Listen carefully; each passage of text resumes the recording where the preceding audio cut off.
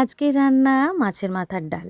মাছের মাথার ডাল খুব সহজ একটা রান্না, খুব কম সময়ে হয়ে যায় আর খেতেও খুব ভালো হয়। এই রান্নাটা করবার জন্য প্রথমেই আমি শুকনো খোলায় মুগ ডালটাকে ভেজে নেব। মুগ ডালটা থেকে যখন সুন্দর একটা অ্যারোমা বেরোবে আমি নামিয়ে এটা সেদ্ধ বসিয়ে দেবো।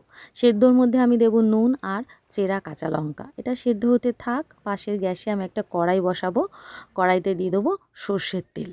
সর্ষের তেলটা গরম হয়ে গেলেই তার মধ্যে দিয়ে দেবো আমি মাছের মাথা। মাছের মাথাটা ধোবার সময় একটু নুন আর লেবুর রস দিয়ে দেবেন, তাহলে মাছের মাথার আষ্টে গন্ধটা অনেকটা কম হবে। মাছের মাথাটা ভাজা হয়ে গেলে আমি তুলে নেবো মাছের মাথাটা। এবার এই তেলের মধ্যেই আমি দিয়ে দেবো একটা ফোড়ন। ফোড়নে দেবো তেজপাতা, শুকনো লঙ্কা আর জিরে। ফোড়নটা হয়ে গেলেই তার মধ্যে দিয়ে দেবো একটা পেস্টটা আমি বানিয়েছি মৌরি, আদা, জিরে বাটা দিয়ে।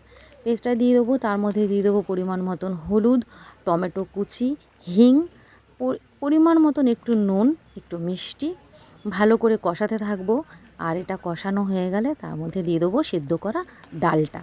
সেদ্ধ করা ডালটা দেওয়ার পর তারপরে দিয়ে দেবো মাছের মাথাটা। মাছের মাথাটা একটু একটু সেদ্ধ হয়ে গেলে একটু খুন্তি দিয়ে ভেঙে দেবো মাছের মাথাটা, তাহলে ভালো লাগবে। ডালটা একটা সুন্দর ঘনত্ব চলে এলে নামানোর আগে আমি দিয়ে দেবো ভেজানো কিশমিশ। সুন্দর রেসিপি বানান, খুব সুন্দর লাগবে খেতে।